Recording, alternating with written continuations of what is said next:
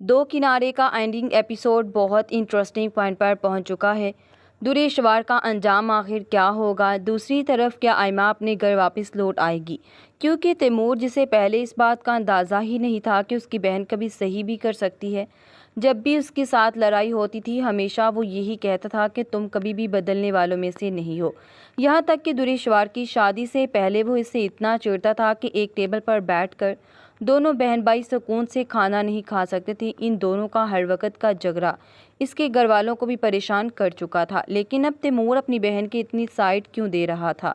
आखिर उसे इस बात का एहसास क्यों नहीं कि आयमा उसके बच्चे की मां बनने वाली है और वो उसके साथ इस हालत में कितना गलत सलूक कर रहा है? शायद वो इस बात का फ़ायदा उठा रहा है कि अब आयमा उसे छोड़कर कहीं भी नहीं जा सकती।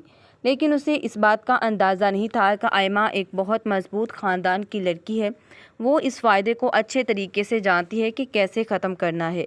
यहाँ पर तो अब वो बहुत ही ज़्यादा परेशान है और कहते हैं कि आयमा बस, अगर तुम्हें जाना है तो चली जाओ, अगर इतनी अना वाली हो तो दोबारा मेरे घर कभी भी वापस मत आना। ये बातें अब आयमा को काफ़ी तकलीफ़ भी देती है और कहती है कि मैं सोच भी नहीं सकती थी तैमूर, तुम्हारे दिल में मेरे लिए इतनी ज़्यादा गलतफ़हमी है। आज मुझे इस बात का एहसास हो रहा है। तैमूर ये बात सुनकर कहते हैं कि चलो अच्छी बात है कि तुम्हें इस बात का एहसास तो हुआ।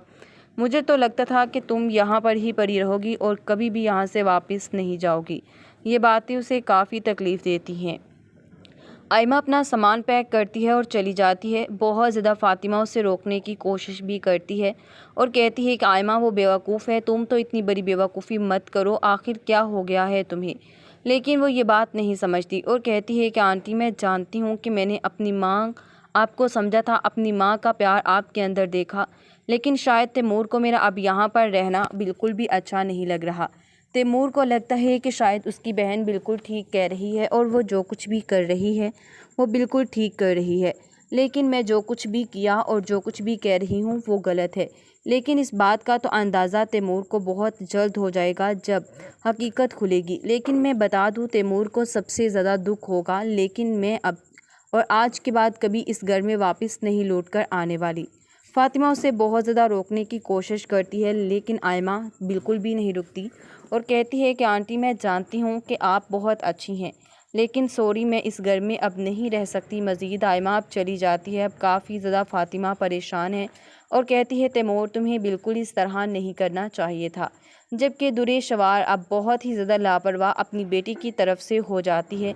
अपनी बेटी की बिल्कुल भी केयर नहीं करती। अपने घर में होती है तो मुलाजमों के हवाले अपनी बेटी को कर देती है। जबकि शहीर उसे अब साफ साफ कहता है कि मैं मज़ीद अब तुम्हें अपने घर में बर्दाश्त तुम्हारी बेटी के साथ नहीं कर सकती। बेहतर होगा कि तुम इसके बाप के हवाले से करके आओ। ये बात सुनकर वो काफ़ी हैरान है और कहती है कि आखिर क्या हो गया है तुम्हें? तुम ऐसा कैसे कह सकते हो शहीर? अगर तुम मुझे टाइम देते तो ये सब तो नहीं होता। ये बात सुनकर कहता है कि जानता हूँ बहुत अच्छे तरीके से, तुम्हारी हरकतों से मैं बहुत अच्छे तरीके से वाकिफ़ हूँ।